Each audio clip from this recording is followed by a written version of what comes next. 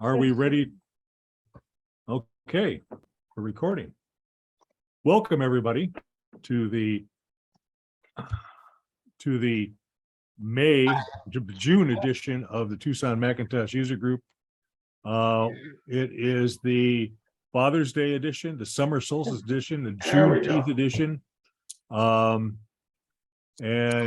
our next meeting will be in August, not July. We're taking July off, and you can too. In August, we will have an Ask Me Anything session hosted by Kevin. Announcements for the foreseeable future. All meetings will be via Zoom. Please be polite and mute your microphone when you are not speaking. This will help everyone else enjoy the meeting. The new virtual raffle during our Zoom meetings. Last month's winner was Bob Doms. Thank you, Bob, or congratulations, Bob. And thank you for all your hard work on the newsletter. As in the past, the names of tonight's attendees will be collated into a numbered list and used to pick a winner using Siri. Like the super raffle, to be eligible, your screen name needs to be displayed. Screen name displayed needs to be matched with the record of your current TMUG membership. If we can't identify you, you will not be placed in the raffle. Please sign up for our TMUG mailing list and subscribe to the calendars.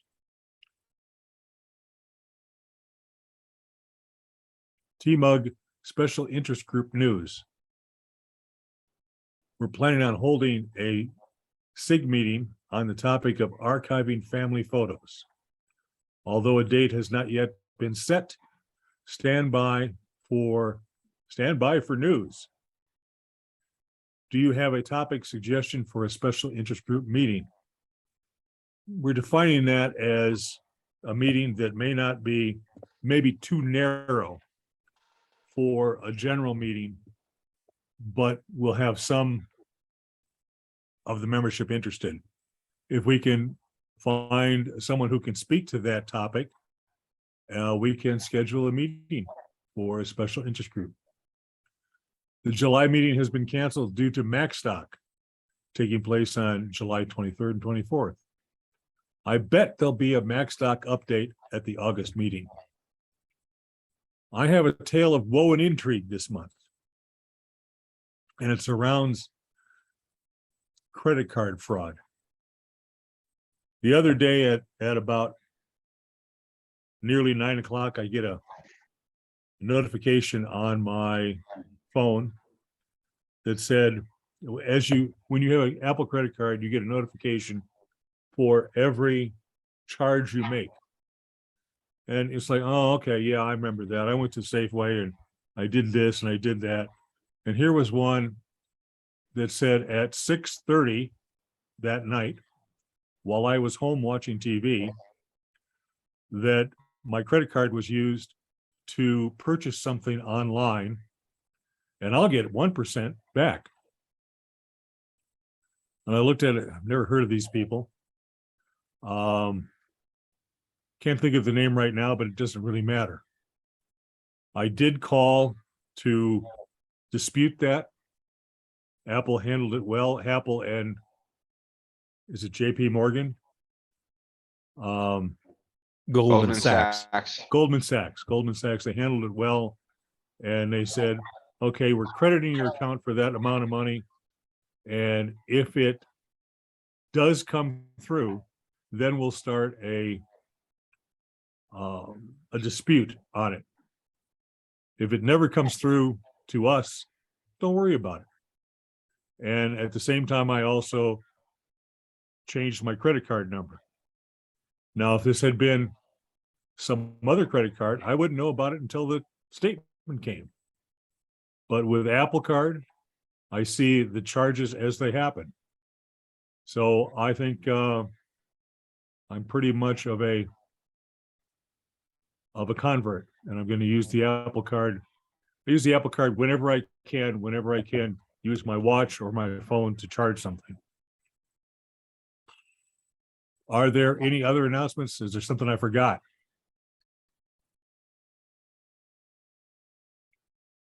Okay, next, for sales and wanted to buy.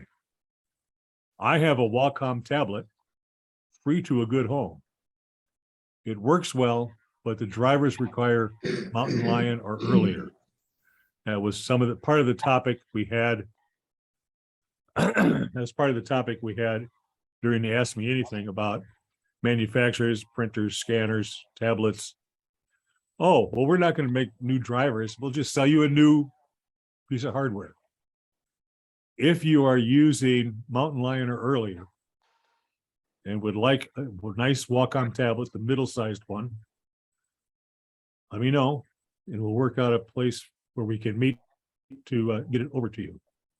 How about a Canon flatbed scanner for free? It comes with it comes attached to a non-working inkjet printer. It would require third-party driver software from ViewScan, about $30. If you are interested in that special interest group topic of archiving family photos, you're going to need a flatbed scanner.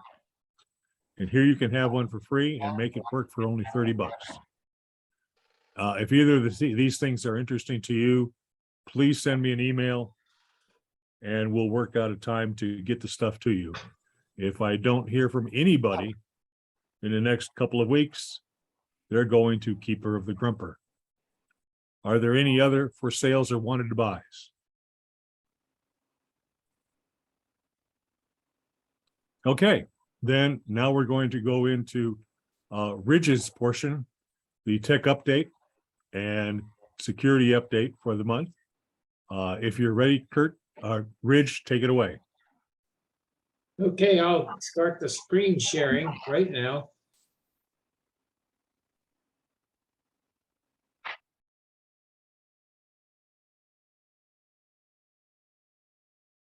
And let's see. Let me get these out of the way.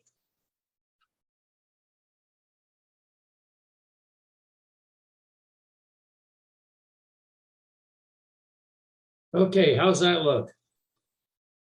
Perfect. Okay. And we'll start with the software updates. And we see that 1Password was updated. And on the left-hand column, Carbon Copy Cloner. And if you're using default folder, that got 2. And Graphic Converter got 1. And Firefox for Mac got 3. And for the iOS, it got 2. And Google Chrome over in the right-hand column, we got 3 for the Mac and 3 for the for iOS. And Office for Mac got 1 update. And Tech Tool Pro, if you still use that, and Thunderbird, it got 2 updates. And Pixelmator put out a 2.43. And Zoom is now 5.10.7. And from Apple, we got the Big Sur 11.6.6 and 11.6.7. And if you're running Monterey, there was an update of a second update of 12.4 for Macs that have the M2 chip. And then the Mac Mini with an M1 and it got a firmware update, and Final Cut Pro, one of Apple's Pro programs, that it got updated 10.6.3 and it needs 8 Big Sur to update it. And the HomePod software got an update. And then the Studio Display firmware update came out, and you got to be running Monterey for that. And Safari 15.5 is now current. And TV OS got 2 updates. And Xcode, if you're a programmer, got updated. And then version 12.1 of the Pages, Keynote, and Numbers iWork applications have been updated for the machine just running Monterey. Except I tried the one machine I got on Monterey on, and it didn't find it. So maybe that's just for the developers. And now in beta, we're going to have Monterey come out sometime, 12.5, I mean, and Ventura to come out, and another 2 updates for iOS. And iPad OS, another 2 updates, and tvOS 2 updates, and watch OS 2 updates, and Xcode will go up to 14 when that comes. And the keynote was the Worldwide Developers Conference was June 6th to June 10th, and the keynote was on June 6th at 10 a.m. And here's what it looked like if you were present at the Apple Park campus. And you can see the presentation stage way in the background there, way down, way in the back. And that's what it looked like with the people attending. They didn't go down to the Apple Theater, the Steve Jobs Theater. They held it right there on the campus itself. And here's a one problem that people have found about the iPhone 13. There's a bug in the eSIM system. But there's a newly discovered bug. It triggers FaceTime and iMessage deactivations with no known fix other than to swap that eSIM with a physical nano SIM card. And the common denominators are there. It says appear to be the iPhone 13 and iOS 15.4. And Apple needs to put out a fix for it. And the 15.5 and 15.6 betas don't contain a fix for it. And here's something that Apple showed its board of directors, a mixed reality headset visor. They actually brought it in and showed them. And the online gurus are suggesting that this means we're going to see the darn thing released publicly sometime soon. And here's another little item that might be of interest to people. A company called Pebblebee has released 2 trackers that work with Apple's Find My network, what they call the clip on the left and the card on the right. Both are rechargeable and they go up to 6 months on a single charge, and they work up to 500 feet away, and they have a loud buzzer, and they're water resistant, and they want $30 each or $100 for a clip 4-pack. Here's what a clip looks like clipped onto a camera. And here's what the card looks like slipping into a wallet. Here's something from the nostalgia that might be interesting to all of us old folks who have been with the Mac since the first days. With Mac OS 13 Ventura comes an item from the far past, Clarice the dog cow. If you got a page setup feature in Ventura, you'll get the new version of the dog cow, which was originally part of an icon in the Cairo font set that was created by Susan Kerr back before the first Mac was released. And here's some more nostalgia. Recently, the following items were released for auction. A WAS signed Apple One logic board, and it drew $340,100. And then there was an Apple check signed by Jobs. They think maybe they want to get 25 grand for it. And then a Time magazine signed by Jobs and an envelope that they hope might get 25 grand as well. And then there's a complete working Apple One system with all peripherals and a WAS signed manual and Jobs hand-numbered main logic board. And they're hoping that'll reach $450,000. So here are the pictures. That's the check. It's only $9.18 to Tektronix. And that's Steve Jobs' signature on the Apple Computer Company check. And here's that Time magazine cover. And to the left of Jobs' face is where his signature is. And it's blown up to the right there in that blue square. And here's the WAS signed main logic board. And that's himself right there, and they're holding it. And here's that Apple One computer set, and they borrowed an Apple keyboard to add to the system so that it would all work, and it does all work. And this is a kind of a readout of the latest rumors here. And they're thinking that there's going to be a back to school shopping event later on this week, along with the release of the 13-inch M2 MacBook Pro on Friday, maybe. How about a new Mac coming? Huh? It was announced today. It was fully announced? Well, the back to school event is. I don't know about It the is Mac. announced. Okay, then that's no longer a rumor. How about a new iMac coming in October to be named the iMac Pro? How about the next iMac having an M3 Apple chip in it? And we were talking about the Mac Minis earlier, and people online think it's going to still be updated this year with maybe an upgraded M1 chip. And Apple is supposedly already testing minis with M2 and M1 Pro chips. How about a new HomePod later this year or next? And how about a bigger iPad Pro model with a 14.1-inch mini LED display and an M2 chipset for potential release next year? How about that? And of course, we still have iron-on or so-on patches and pins available for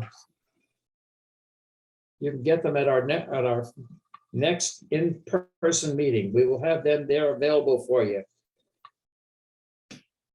Thanks for your attention. This part of my presentation, and now we're going to turn to the items of security interest, which start with the software stuff updates that had security fixes in them. Chrome, 4 updates to Chrome that had security fixes, and Chrome for iOS had 2 releases with fixes, and Mozilla updated Firefox and Thunderbird, and Microsoft had some security fixes in their update to Office. And the only thing Apple was serious about for security updates was the release of 12.4 Monterey with 54 security fixes in it. And now here's some information for cybersecurity. And there was an article in one of the Tidbits articles by Adam Angst. He said the iPhone vulnerability that allows malware to be uploaded when the iPhone is shut down. It requires a jailbroken iPhone. So most of us aren't really likely to become affected. And there were researchers at the Technical University of Darmstadt, Germany, who were able to exploit the fact that Bluetooth remains active after an iPhone is shut down. And they succeeded in uploading and running malware on it. But one thing you can do to prevent that hack from working is to switch off the send last location toggle in Find My. And thanks for your attention here, and stay safe. Now I'll pass the buck to the next person, and I will stop the share. Thanks, Ridge. Thanks, Ridge. That was good. All righty.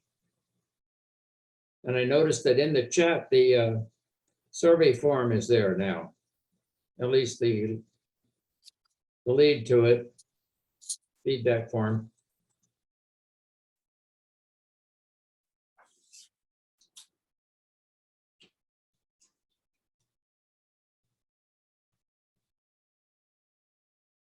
So let's see. I think I'm up next with the WWDC. Is that correct, Bob?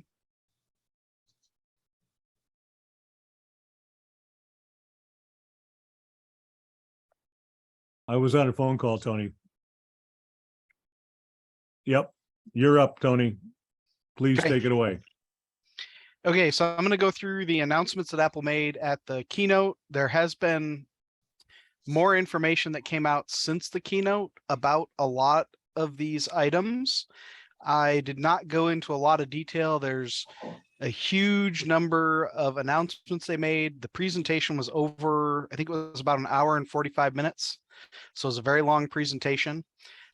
This is the picture they used in the advertisements, you know, showing developers looking at their computers, and they did announce new versions of Swift for developers, not in the keynote itself, but later in the week.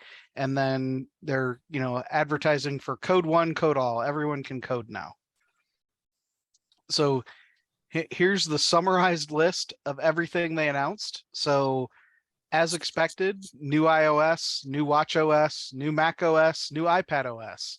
In the middle of that, they announced the new M2 processor and the two low-end machines, the MacBook Air and 13-inch MacBook Pro, that will use that new M2 processor. Okay, so yeah, I'm picking and choosing here. There's a lot of things they announced. I also have not gone through. Just because you see something only listed on the iOS page does not mean it is not supported on the iPad or on macOS. There are a lot of these items that will cross all the OSs. Some of them even make it to watchOS.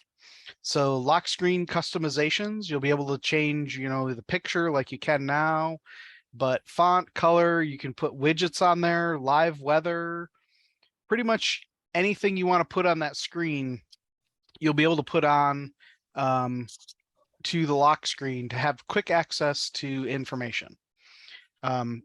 They also have a new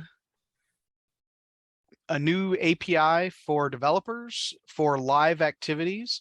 And in this picture in the lower right, that's showing, right, someone said I want an Uber, and it's showing this is the Uber that's coming for you. It's a white Uber. Here's the picture of the driver, and it's 2 minutes until they arrive.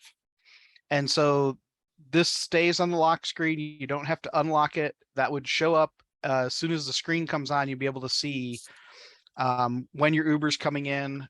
If you're looking at sports or interested in sports, you can follow a game and have similar information on the lock screen about the game. And it shows the current score, and it does play-by-play type of announcements also on that screen. You can also now, because it's customizable, you can have multiple different lock screens and multiple different home screens, which can be tied to a focus mode. So if you have a work mode, you can change the picture that you use for work mode versus the picture that you use when you're at home. So that allowing you to make that customized per focus type. You can also now filter many items based on focus. So you can say, I only want you to show emails that are related to my work contacts when I am in my work focus. And so even if your inbox has things from work and home, you can filter based on that. In messages, you can now quickly edit messages that you have previously sent. You can unsend a message, and you can mark a message as unread. They have also added quite a few improvements for shared with you, allowing you to search that, and SharePlay improvements. So dictation now is done entirely on the device, and the keyboard stays on screen and adds punctuation. So you can kind of say words as you're going, and then if you want to hit an emoji or type something quickly, you can type that and then continue dictating. So it's a little bit more natural way to do dictation than the just purely audio, which is actually a very difficult acquired skill. They had live text in photos before, and now it's able to do live text in video, and you can stop a video and it'll show you the live text. You can select and copy and paste the text out of a video that you're watching. And that live text and video also helps with the translation app. So you can get live translations of text while you're using video or looking at a video. They now have keys for the devices and key sharing. So this would be something at like a hotel. This example on the right, the person was able to send a room key for the hotel room, and it has a little click there to add to your wallet to use that key with a hotel room. So you can use that then with a hotel room. Makes it a lot easier to share, so you don't have to, go get another key from the hotel. If they have this keys for devices support, you can then directly share it with another person. In Apple Pay, they made quite a few improvements. Coming later this year, it said, is tap to pay iPhone to iPhone. So you can now, without having any extra devices, you can use an iPhone to receive payments for Apple Pay. I think one of the first companies they said that we're going to roll this out with was Square.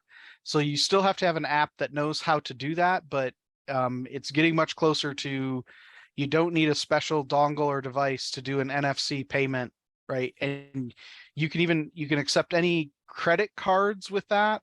If it's a tap to pay item, you can use it on the iPhone. They're introduced Apple Pay Later, which is essentially a short-term, no interest loan. It's 4 payments over 6 weeks. So you pay a quarter of it immediately, and then every 2 weeks, another quarter of the cost. And Apple has indicated they're financing that all themselves.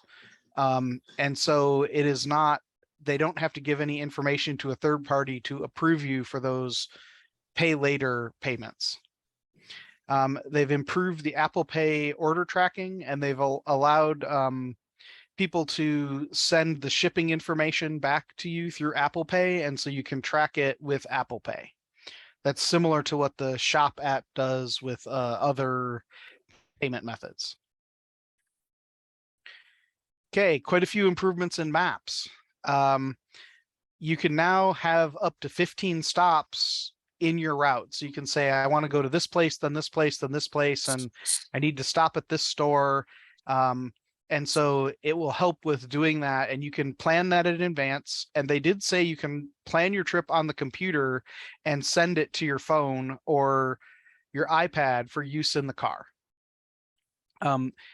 For transit, they now will calculate the cost of the trip, and they have a method of reloading the transit card directly from the app if you're running low on value.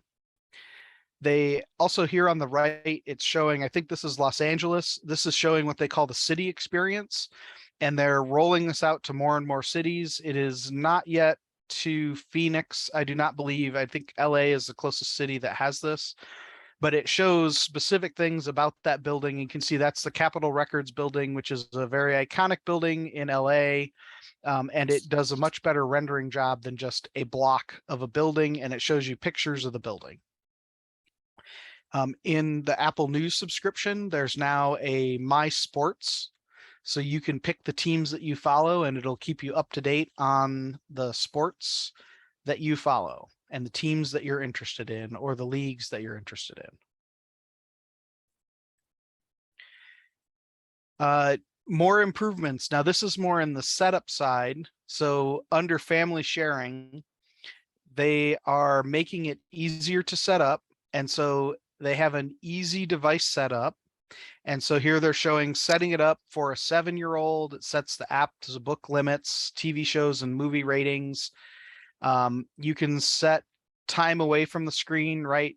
It's called downtime. And so then it will turn their device off at, in this case, between 9:30 p.m. and 7:30 a.m. And then you have the share their location with the family. So it makes it very easy to set this up.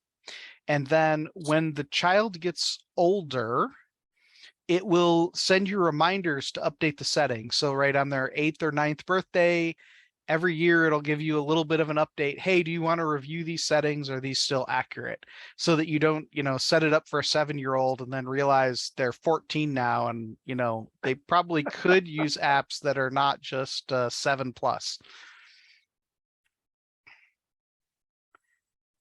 Ideally, the child would be complaining about that before the reminder came, but it's a good idea to have that reminder. More items in here. So you'll now be able to create an iCloud shared photo library. They were pretty vague during the presentation, but my understanding is it does not have to be members of your family. You can share a library with up to 5 different people, and you can all add and edit the photos that are added to that library, and they will sync to all the people who are in the shared library. They added a new feature for personal safety. So this is a very good feature if you're in a domestic abuse situation and you're trying to escape. This helps you to stop sharing your location, reset all the sharing, sign out of iCloud on every other device you have, restrict messages and FaceTime to the current device so someone can't pretend to be you. And so this is a way, and it's also a way to review who are you sharing stuff with. Are those really the right people that you should still be sharing things with? And it will let you do a safety check to make sure that you are connected to only the people you want to be connected to. They spent quite a bit of time on Apple Home and CarPlay. I think the biggest announcement to me here is, we've heard of it before. It's called the Matter connectivity standard. So Apple, Google, Amazon, and many of the device creators are combined together in one standard. So devices will all work together. You won't have to worry about, if you buy something that works with Matter, you don't have to worry if you have an Alexa to start with or Apple Siri for HomeKit. You'll be able to connect the devices to it, and all the devices will work with any of the hubs. And so they made improvements to the Home app. And as part of the Matter standard, Apple submitted HomeKit. So a lot of the features from HomeKit are the items that the standard is designed around. So if you're doing something with HomeKit, you will likely be able to do it with Matter as well. So CarPlay, this doesn't really impact me that much. So if you buy a new car or you have a car with CarPlay, they're now being able to do more items like tuning the radio, automatically handling the AC. They're able to now, if you have a screen that's displaying the instrument cluster, Apple can take that over with CarPlay. And they showed like being able to do customization options on color, size, what you want to display and how you want to display it for the instrument cluster.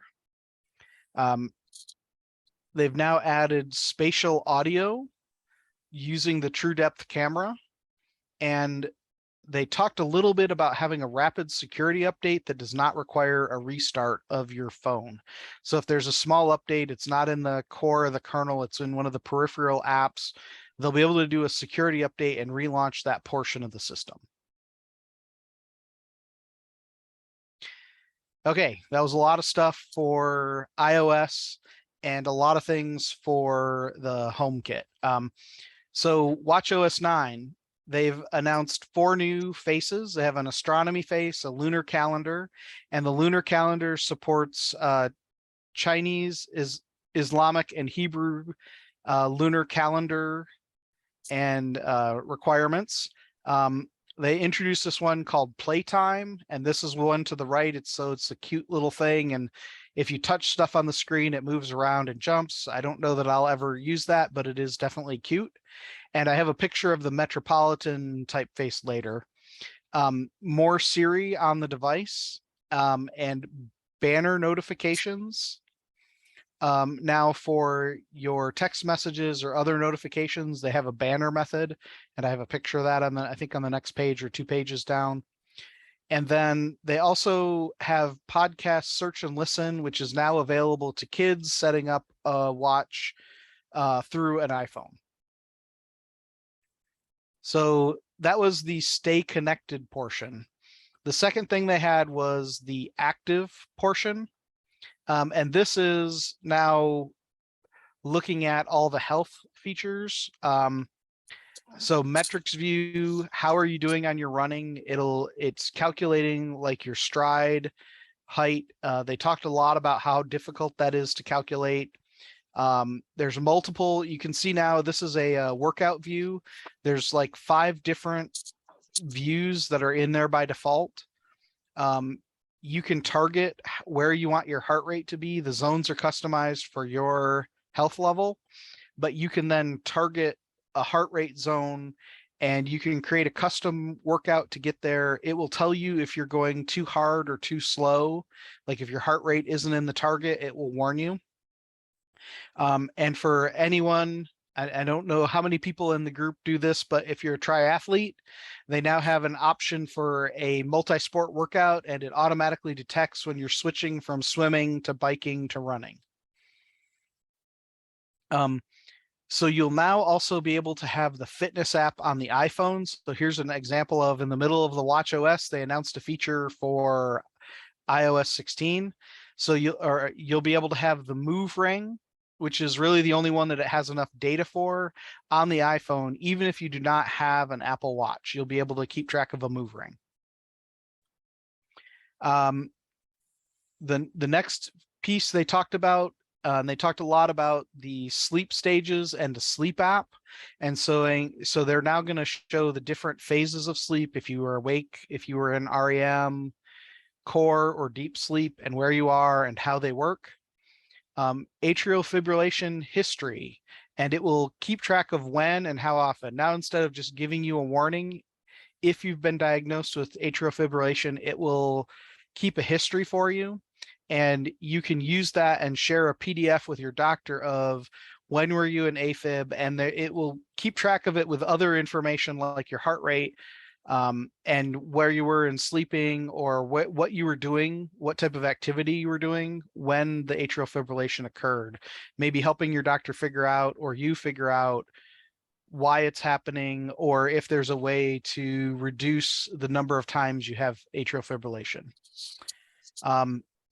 I really like this next one. They're doing a medications app, and you'll be able to scan the prescription bottle with your iPhone, and it will add it as a drug that you take. It will also keep track of if you take vitamin supplements or over-the-counter medicines. You can keep track of those as well. It will give you warnings and alerts when, like, if you say I'm supposed to take it twice a day or 3 times a day, it will give you alerts, and you can enter, hey, I took my 10:30 a.m. pills, and it will give you an alert when you're supposed to take your next pill. It will also show drug-to-drug interactions, just so you have awareness of them. It will also give you alerts and warnings about drug to alcohol interaction. So, hey, if you're taking this medicine, you should not be drinking alcohol, or you should limit your alcohol intake to a certain amount of time after you've taken it. You'll also be able to do health sharing within your family, and that includes the medication. So on this one, the pictures here, the upper left is the Metropolitan face. You can see it's a very clean, modern style typeface. It has a lot of complications on it. You can change the height of the font, and you can change the colors of that. In the upper right, it's showing that banner notification of a text message coming in. Someone's looking at their alert, and they got a text message from that person. In the lower left, it's showing the medications, and it's saying, right, here's your list of medications. So there's an app. You can click on each one, and it tells you about it. And then in the lower right, it's showing, sharing a medication. They're keep helping their mom keep track of the medicine she's taking. And so it shows you when they took the medicine, and if they didn't take it, or if they did, and you can directly call them and, check up on them. Okay. Now it's kind of the middle of the presentation, and Apple jumped into an M2 processor. So this, to me, feels like a minor improvement. It has more memory bandwidth. And what I would say is the M2 is squarely still the low-end processor. It does not outperform an M1 Pro or an M1 Max, or clearly not the M1 Ultra. So they're making this is a stepwise improvement. You'll probably see 10 to 15% more performance. unless you were driving the M1 machine right to its limit, and then this will give you a little bit of headroom. So they increase the memory bandwidth. That memory bandwidth is over what the M1 had. That is still slower than an M1 Pro. They updated the maximum memory from 16 gigabytes to 24 gigabytes, which is a nice improvement. They say it's about 18% faster than a similar M1, than the M1 with a similar power level. Little bit more, you can get a 10 core GPU on the M2 now, and it's about 25% more performance at the same power. It has a new generation of neural engine. So this is very much a minor improvement over the previous generation. You can see the die is about the same size. It's a little bit bigger, but it's not the 3 times faster than the Intel. And I don't think we're going to see that for a long time without, we'll see these incremental 10 to 15% improvement types. I'm still waiting to see what a Mac Pro looks like. So the new M2 supports a fully redesigned MacBook Air. It has lost its curved shape, and it's now, to me, it looks like a mini version of the 14 and 16-inch MacBook Pro that is very much the styling. It's 11.3 millimeters, 2.7 pounds. You can see there it has the MagSafe connector plus 2 USB 4 ports. On the right-hand side, it has a audio jack port. So this is 2 USB-C, USB 4 plus MagSafe.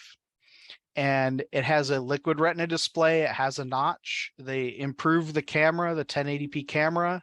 It has a fanless design, approximately 18 hours of playback for video. The USB-C adapter that they're providing with this has 2 USB-C ports. So with one adapter, you'll be able to charge your laptop and your iPad. And if you have the USB-C to lightning cable, you can use that to charge your phone. So they're kind of putting it together so you don't need to have 2 adapters to take your laptop and your phone with you. It will fast charge with a 67-watt adapter, which is extra. And the pricing, it's $11.99 for the low-end machine, 8 CPU, 8 GPUs, all the way up to $24.99 for 8 CPUs, 10 GPUs, 24 gig of memory, and 2 terabyte SSD. Obviously, there's price points in between there, but it kind of has that $11.99 to $24.99 price range. The 13-inch MacBook Pro. Now, this is not a complete redesign. This looks the same form factor to me as the M1 13-inch MacBook Pro. It still has the touch bar. So if you enjoy the touch bar, this is the machine that you will want. It has, again, with the M2, it has 24 gig of memory possible, active cooling. So it has a fan system. Now, this one has 2 USB-C ports and a headphone jack, but it does not have MagSafe. And you can see the price starts just a little bit higher, but it only comes with the 10 GPU. So it's really, the price is equivalent between the 13-inch MacBook Pro and the MacBook Air. They are really equivalent price machines. The big difference is the touch bar on the MacBook Pro and the MagSafe connector for the MacBook Air.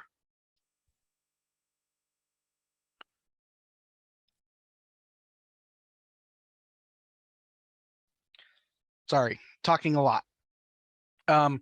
Next thing is macOS Ventura. So the new version is called Ventura. They introduced a feature called Stage Manager, which creates window groups that you can then work with. I think this is going to be great for people with smaller desktops or smaller display laptops to be able to switch back and forth rapidly.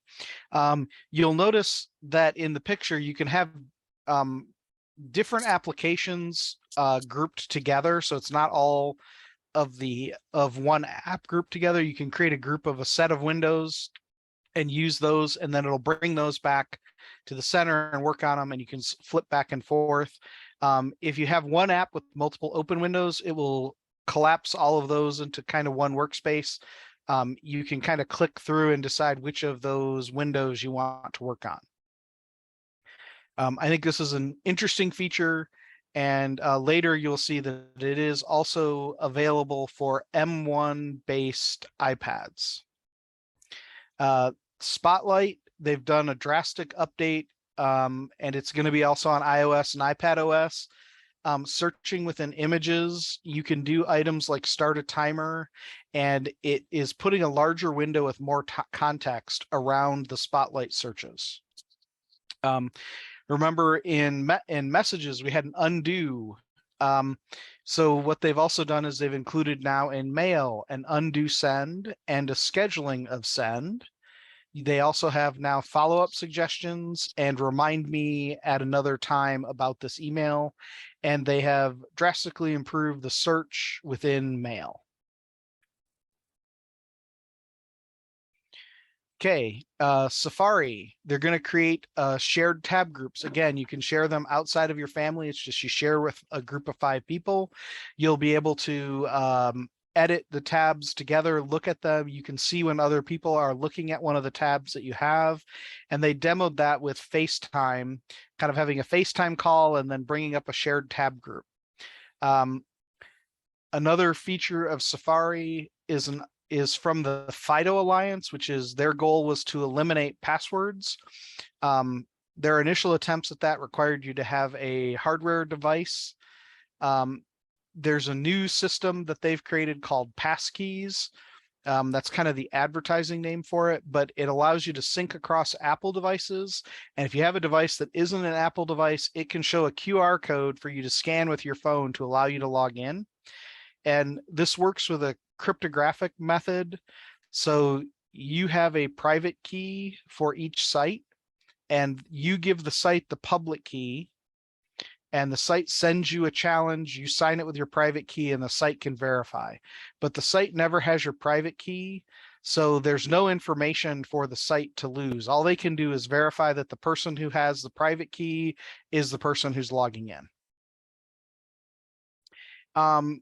They talked a bit about gaming, and they talked about the new version of Metal, and it looked like, incremental improvements and just making gaming a little more accessible. They kind of showed it off and talked about gaming, but I didn't find a lot in that was really interesting or that was going to have a huge impact on how I use my computer. They've improved handoff, and now you'll be able to hand off between devices with FaceTime. So if you take a call on your phone, but you get home and want to bring up whatever the person is showing, you can switch it to an iPad or switch it to your computer directly. So it detects when you're close to your computer and says, hey, do you want to transfer this FaceTime call to your computer or to your iPad? This is a very interesting feature. They're now going to allow you to use your iPhone as a webcam for your computer. They call it continuity camera. And they have an item with that continuity camera called Studio Light that lets you brighten up your face and blur the background and darken the background to make the image better.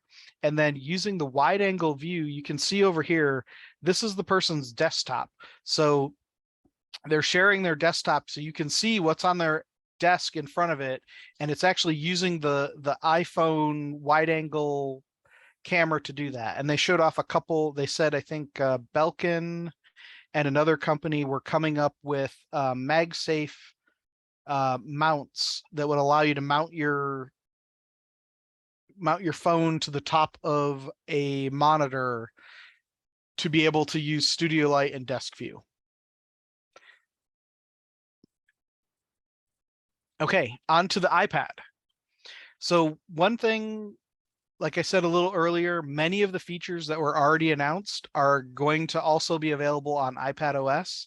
I did not create an exhaustive list of all the features and say which ones went with which system. I would probably look at tidbits to see what what they have in terms of that, or like MacRumors or one of those sites, they'll probably have a table showing all the new features announced and which ones are iOS, which ones are iPad, and which ones are Mac.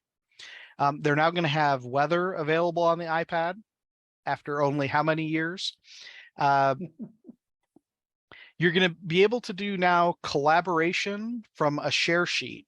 And so this collaboration is, you can see you can pick the team, you can share the item with the team, and then what it does is it brings you into a shared version of the document that everyone can edit. And they are making that available to developers. They were specific about, they have it available now for Pages, Keynote, and Numbers, but it is going to be available to developers to be able to add collaboration. I'm not sure how the back end on that works. They also previewed an app called Freeform, which is kind of a shared whiteboard plus being able to put documents on it in a shared space, and you can see where other people are editing in that space, the edits they've made, and it's kind of a big collaboration. Think of it as a brainstorming board. In terms of gaming, they now allow games to do a background download request, and so when those games that say, oh, you downloaded the game, but now you have to download all the textures and images for realistic looking cars or backgrounds, you can download that in the background. The share play will now let you use the share to share a game session. So to join a game with someone remotely, you'll just be able to click on share and say, hey, join this game with me, and it'll share the game with them. They talked about this. They're saying the iPad is now going to have desktop class apps. They added many of the desktop features, a customizable toolbar, and a color reference mode. So you'll now be able to use the iPad. If you have a liquid retina display, you'll be able to use those all in color reference mode to make sure your colors are accurate across different screens and devices.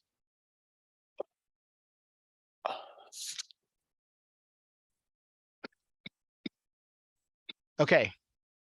Then they specifically talked about if you have an M1 iPad Pro or Air, they are going to be able to do display scaling, so you can view more information. So it doesn't have to be a 2-to-1. You can zoom in on things and fit more information on the screen.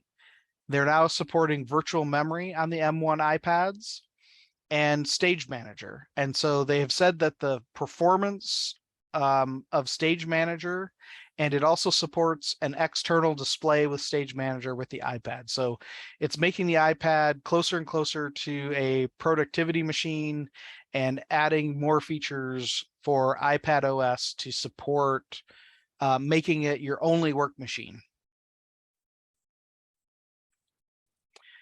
Okay, wow, lots of new features. Will my device work? So iOS 16 is supported on iPhone SE 2nd generation and iPhone 8 through 13. So if you have any of the 8, 10, 11, and it works on the Pro, the Mini, the Pro Plus, all of the variations of those. WatchOS 9 is the SE and Series 4 and later. So they've dropped the Series 3, which was supported in WatchOS 8, and you have to have an iPhone with iOS 16 to set up the watch. macOS Ventura is 2017 and later for iMac, iMac Pro, MacBook Pro, and MacBook, 2018 and later for MacBook Air and Mac Mini, and 2019 and later for Mac Pro, and obviously the Mac Studio 2022 is supported. iPad OS, and I looked these up. It's the 2016 and later. So all the iPad Pros is a iPad 5th generation or later, which is 2017 or later. The iPad Air 3rd gen and the iPad Mini 5th gen plus, and that's 2019 and later. So they're going back a few years, and on the iPhones back to kind of where I expected, iPhone 8 and the new iPhone SE, which are pretty equivalent machines. So this is probably the last year that that old form factor of the iPhone 8 is going to be supported, or the iPhone SE. Maybe the second generation will be supported a bit longer because I believe it's equivalent to a 12. And then I just have links to more information, and I will post this in the forums before the night is over.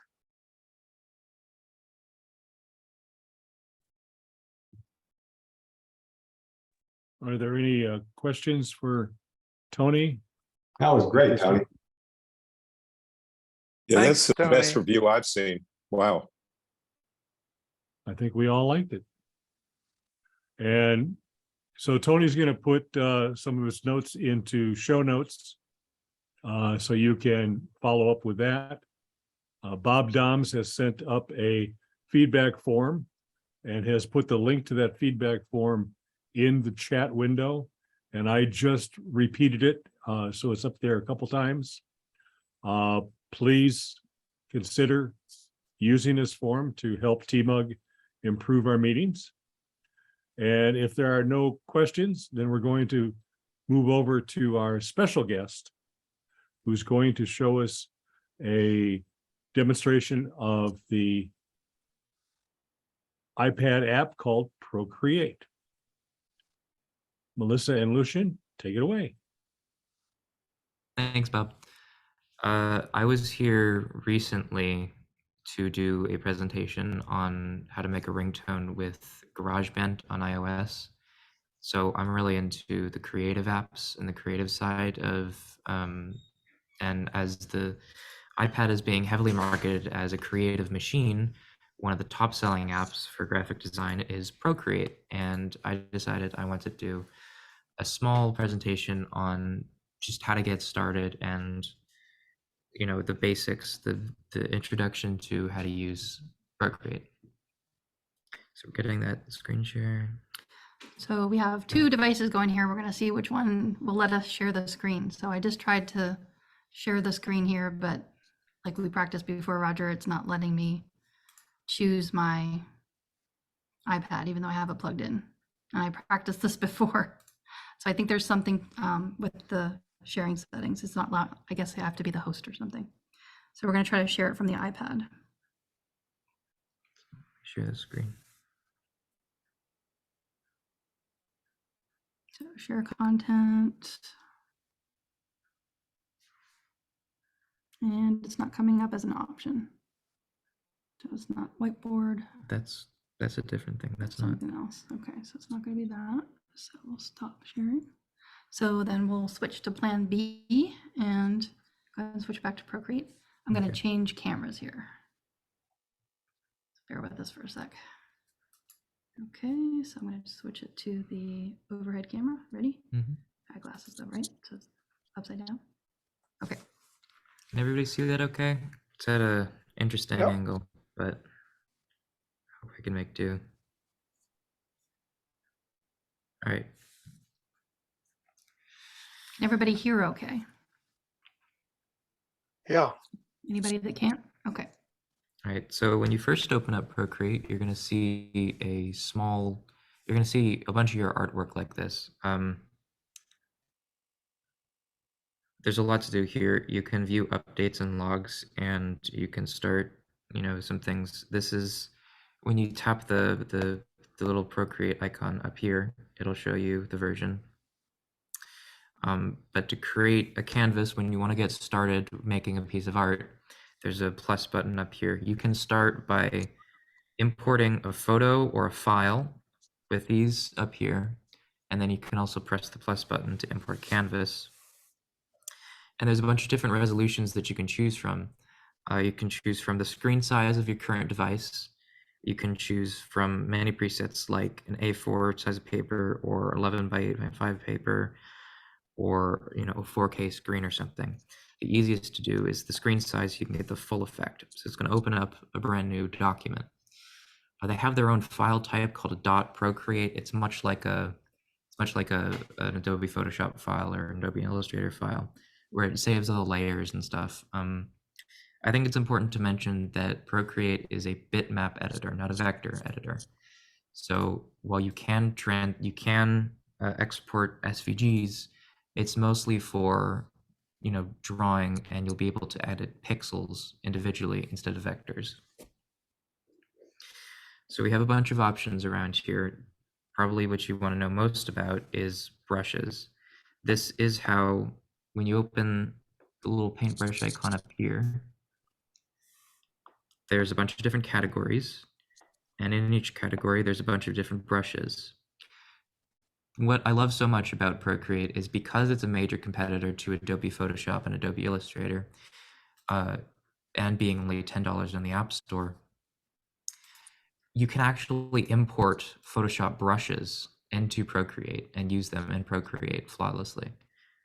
So I'm going to pick a simple brush just to show you. Seamless integration with the Apple Pencil Model 1 and 2.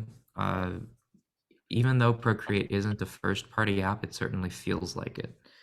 So we can start drawing here just as you would, right? So here's a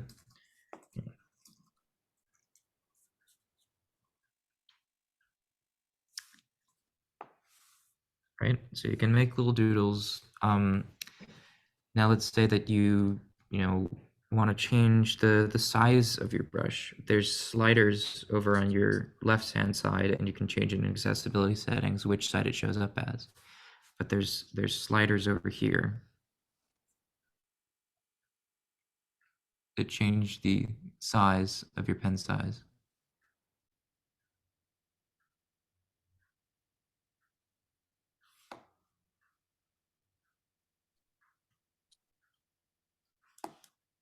So then you can also adjust opacity as well with the slider beneath this.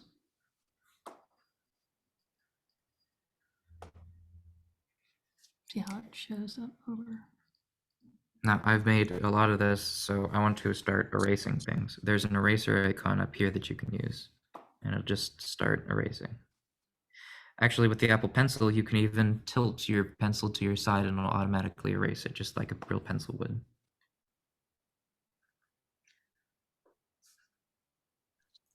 Somebody give me something to draw so I can, show how I use the tools efficiently, and then I'm going to The describe. heart with the squiggles that you were doing earlier. The heart. Okay, so I'm going to draw a heart. How do you undo? Oops, I made a mistake. One of the great features about Procreate is custom gesture control. So I'm going to use 2 fingers, and I'm going to tap on the screen to simply undo my drawing, to undo anything. So I'm going to draw, undo, draw, undo. To redo actions, you can use 3 fingers, tap on the screen to redo. Erasing gives you much more fine point than undoing, but this is for quickly doing, like drawing a circle or something. You can quickly undo, try again, undo, try again, undo, try again, undo, try again. That's one of my favorite parts about Procreate, just the quick gesturing. Just everything about the Procreate design is made specifically so that you can do your work the fastest and most efficient possible. And the way you can do that is by many gestures. So the undoing gesture is great, and the redoing gesture. But you probably want to be able to zoom in, so that's just as simple as you would expect. Just pinch and zoom. You can even zoom out from your full, this is your canvas here, and then this is like empty space if you want to have like, zoom out. And then another great feature I like is just to pinch really quickly and it'll fill back up the screen. So if you're like over here, or if you're really zoomed in, just pinch and it'll zoom all the way back out to the full screen view. This has helped to save you time from like adjusting it, manually like this. You can quickly adjust it like that. The smudger tool, I know a lot of artists will definitely use for shading. So you can use the smudger tool just like that. There's a little finger icon up here that you can use. And you can smudge items like this. but I've been drawing in black for a while. So how do we change the color? There's a little icon up here. Tap that and you get something like this. It's a big color wheel. You can adjust, hue, saturation, brightness, all throughout this along with the color. But if the circle doesn't fit your style, there's actually multiple tabs down here. So you can sit to the classic one, something that you would see more akin to an Adobe product or, Affinity or something. You can also, this is called the Harmony editor. This is for adjusting opposites of color. So when you see I drag this circle over here follows it, so you can get the opposite of the color. So the opposite, purple is green, the opposite of blue is orange, the opposite of this color is red. So we can tap the other color to quickly get other colors like that. Then you can, of course, if you have, personally, I really am very fastidious about colors. And so I'll go to a color picking application or go to Google or something, and I'll have a hexadecimal code. You can type that in right here. You can type in a hexadecimal code, or you can adjust the HSB or RGB values according to however you like right here. Can you show me how to write the value in again? I zoomed in. Well, that's a regular Apple Pencil feature. You can just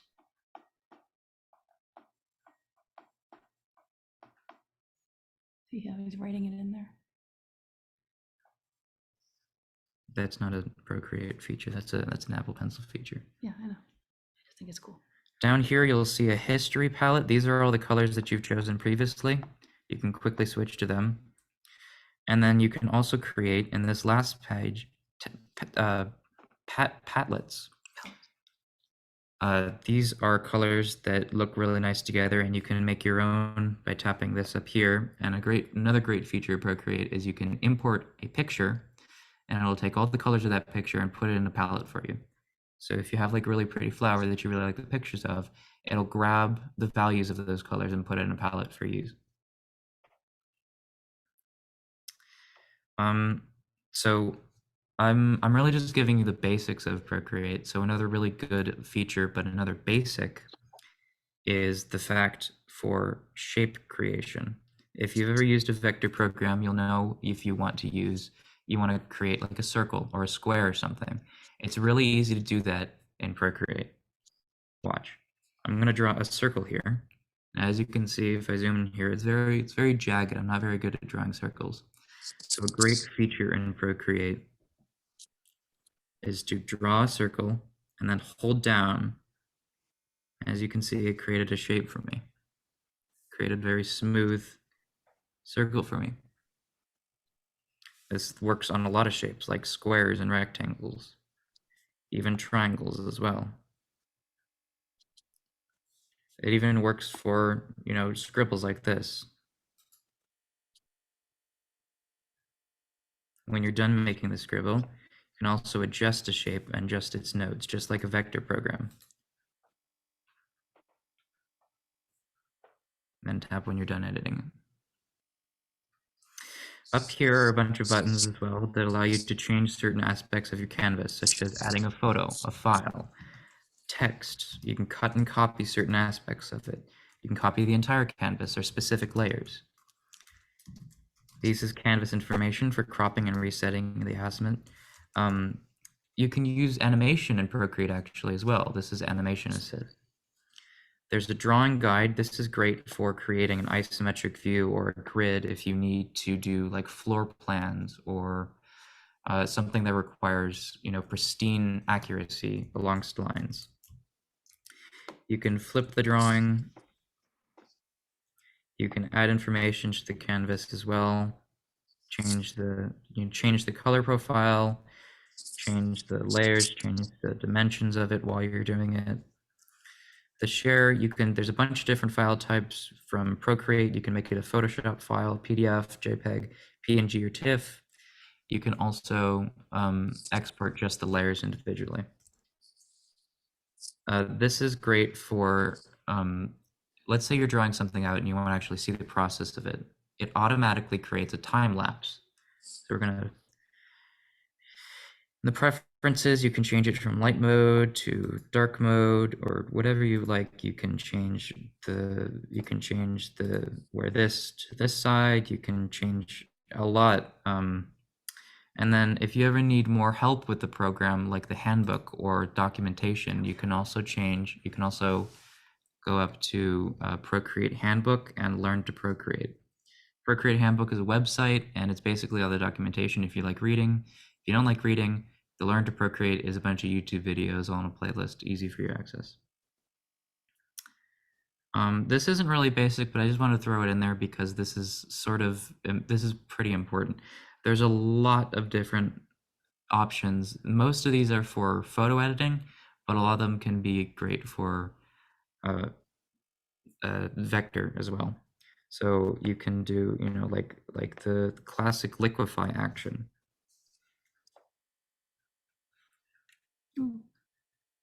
I mean, that's in every vector program. So if you have a specific section of the layer that you like, you can use this button up here to select, and then this button you can use to move that selection around. Ooh. This is just this is the movement tool as well. Layer control is a really big, important part of any graphics program. You can add layers, remove layers by swiping. You can lock, duplicate, and delete the layer. And to edit certain aspects of a layer, you can just tap on it and you'll get a bunch of options next to it. Everything about Procreate is made specifically so that it's intuitive. So a mindset that I want you to have going into Procreate is, I want to do such and such. What's the most intuitive way possible? So if I wanted to change a brush, I'd probably press the brush icon. If I wanted to go back to my gallery, I'd tap the button that says gallery. If I wanted to select something, I'd select the cursor. This is the main design of Procreate and probably why it's won so many Apple Design Awards in 2013 and recently this year for the #1 spot in the App Store for graphics and design. Personally, I really like Procreate because of its intuitivity. It's much less intimidating to use than, say, Photoshop or Affinity Photo. And that's personally why I like it.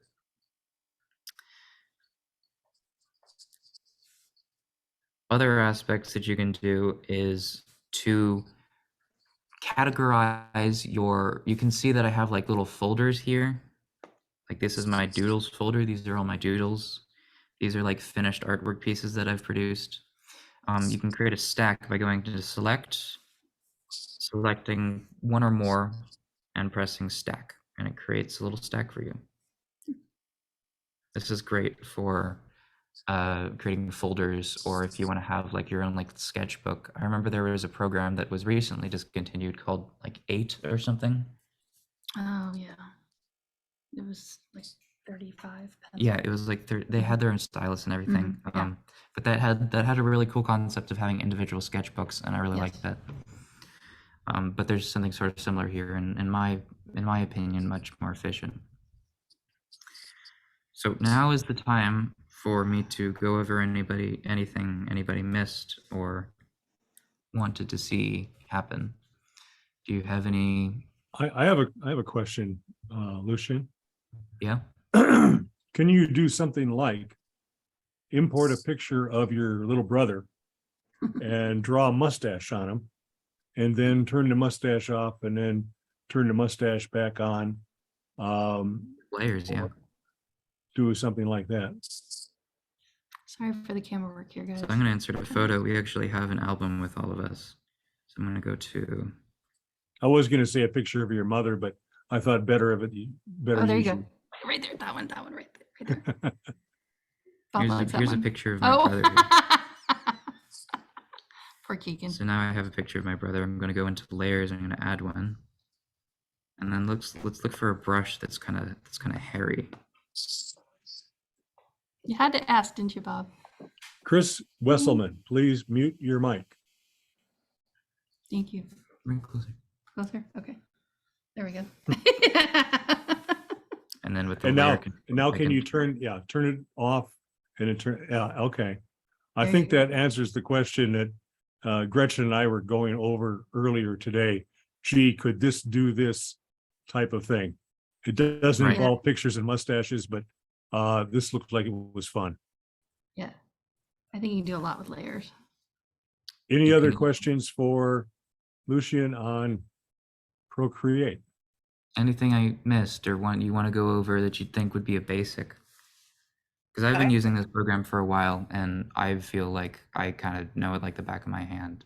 I have a very basic question. Sure. Like I've been playing along, I've been doing some stuff while you're showing us, and now I don't like this at all, and I want to totally get rid of it and start all over again. Now what do I do? Oh, new canvas. Yeah, you can just go back into gallery. Go back into gallery? Okay, hold on. Yeah. And you can just make a new canvas. Oh, push plus. Yeah, push plus and create a new canvas. And there Oh, you go, you get a new blank slate. And the great part is it saves all your brush settings as well. You don't have to go back and readjust them. So what do I pick here in new canvas? What do You can pick recommend? any size you want. If you're fastidious like me, you can create a specific resolution with this button.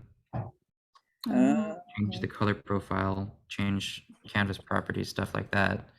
But if you're a lot more general, you can, my favorite option is just to pick the screen size, so it fills up the entire screen. Yeah, okay, that's what I've got. All right. Thank you. Any other questions? Any other? How do you Kurt? take a photo like that one and put a layer over it and drop the opacity, I guess, a little of the original photo, so then you can do a drawing using the photo underneath as a guide. Mhm. There's, okay, so you go up to this little button right here and you can adjust.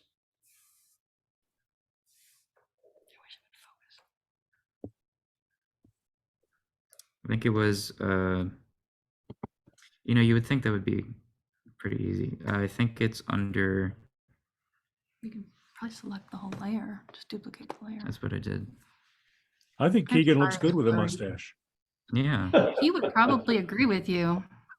He keeps coming up to us and saying, look at his peach fuzz.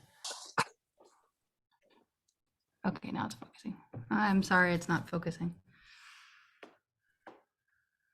Obviously, it is not ideal, but it's working. Right, that's correct. I wish we could just share the whole screen. Really. yeah, that would have been you much would simpler. think Zoom would just let you do it, but I think it has to do with hosting permissions. So this was our backup plan. Sorry, it's not the best. So you were able to make a layer. I was able to do it earlier. Of course, now that you're on the spot, did you Yeah, go into layers? I did. And then, so what do you want to do? You want to duplicate that layer on the front and then change the opacity? Or are you looking for the opacity? Hmm. Oh, of the whole layer. Oh yeah, there's got to be something in the layers. Yeah, what did that do? That's just the brush opacity. Just the brush opacity. So that's something we'll have to investigate. What does that N mean? Oh, there we go. Just tap There we the go. N and you can adjust the opacity of the layer. Ah, there it goes. So it's the N. There's a little N next to the checkbox. So my confusion was last time, like it was recently updated. Last time it was under this. So Oh, they moved it. yeah, they moved it over here. Mm-hmm. So you can change the whole layer's opacity. You can even, add all the image editing things like color burn and Focus. masking and alpha lock and stuff move, like that. Move your hand out of the way and see if it'll focus on it. There. All right, show them where the little N is. Come on, focus. There's a little N next to And the now I'm trying to get checkbox. it to focus. This is terrible. You have to take our word for it. It's an N. I'm not sure what N means. Again, sorry, I'm not sure why the iPad doesn't share its screen. It does when we tried it, so. Are there You can- any other questions for Lucian, about Procreate? Remember, please use the feedback form. Are there any other questions about anything? Do we still have the treasure hunt raffle? We do not. Okay, I know that you sign up for it every month, Kevin, but not, and almost nobody else. okay. That doesn't seem very fair. I just can't believe that app is only $10. I know, isn't it amazing? Kurt gave us some rubber tips for the pencil. Oh, yeah. It definitely helps with With handwriting. it helps with traction amongst the screen. Personally, I don't like it. I like just the solid up against it, so I have a lot more smoothness. See if I flip this closer up. But you can get these little rubber silicone tips for your Apple Pencil to adjust with traction. Another reason why I don't really like it that much is because I think that it would mess with the iPad's ability to read the angle of the tip and the pressure sensitivity. But if you're using it on a third-party stylus, I think it works just fine. It basically just helps you stabilize your writing much nicer than. I find that it's not quite as accurate as the naked pen is. No, you're right. Yeah. Yes. But I think I like it for when I'm taking notes because I must be a heavy-handed writer, and it seems to slow me down a little bit, which is a good thing. I don't know, it makes it more accurate for me when I'm writing hard on the screen. Agreed. Have you tried the paper-like screensavers, not screen protectors? I think It's Kurt 'cause- has it. I have one. I'm not crazy about it. They seem to be okay. I mean, they do scratch a little bit. But They once feel like you- they're grinding down the end of the pencil though, you know? That's what I've heard a lot of them. It Mhm. depends on whether you have the first generation or the second generation. They say They're the made of newer different ones material. don't do that as much. I know from earlier Wacom tablets that they had like a sort of a pasty stuff. It would like flake off of the tip. Can you show Kurt the typography tools real quick? I go back to your title. Yeah, if you're into typography, there's add text. So we're gonna.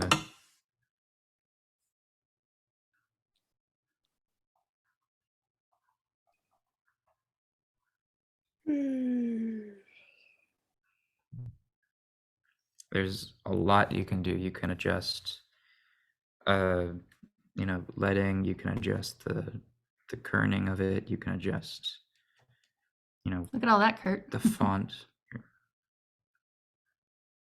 Wow. This is all in Procreate?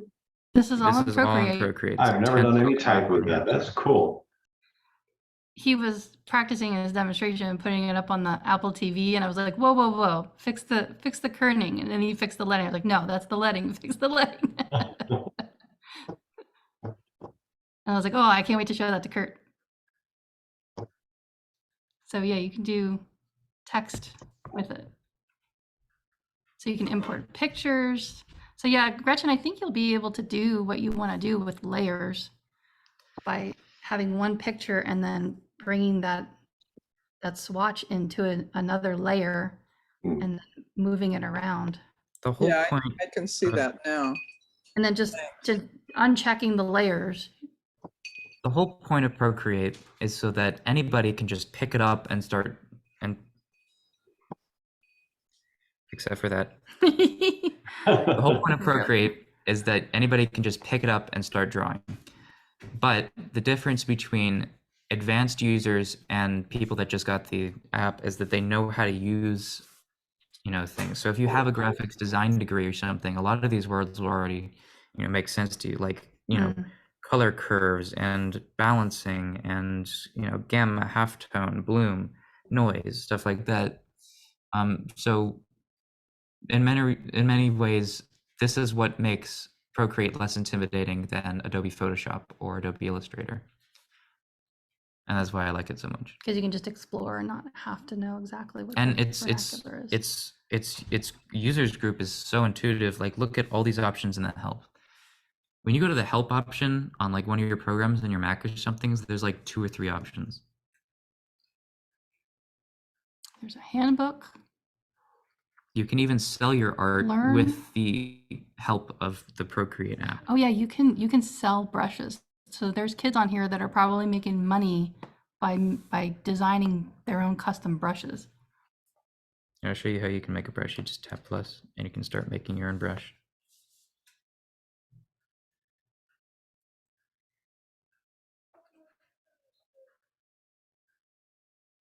You can even adjust everything up to like the angle of which to the Apple Pencil will start tapering it off, or the flow of it, or opacity. A lot of it is just completely customizable. And then you can save that. Can you name it something then?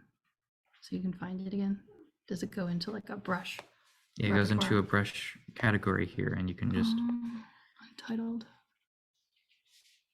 you go to about brush. Uh-huh. Oh, and then you can name it something. So you could call it Squiggles, Mr. Squiggles or something.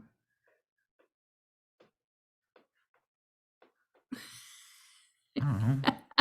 What? It says Thug Brush. What? Oh, I.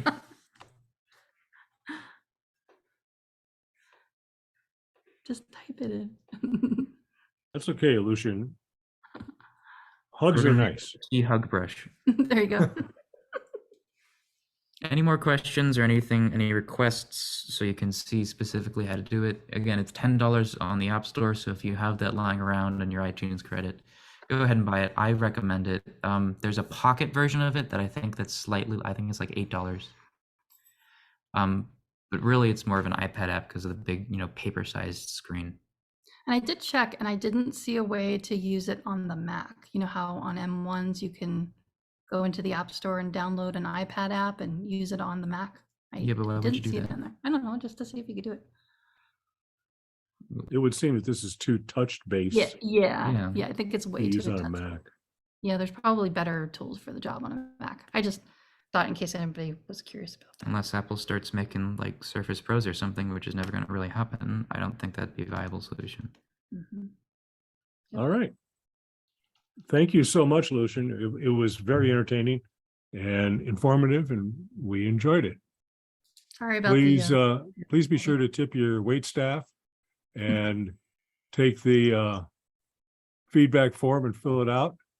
And we will not see you in July, but we'll see you again in August.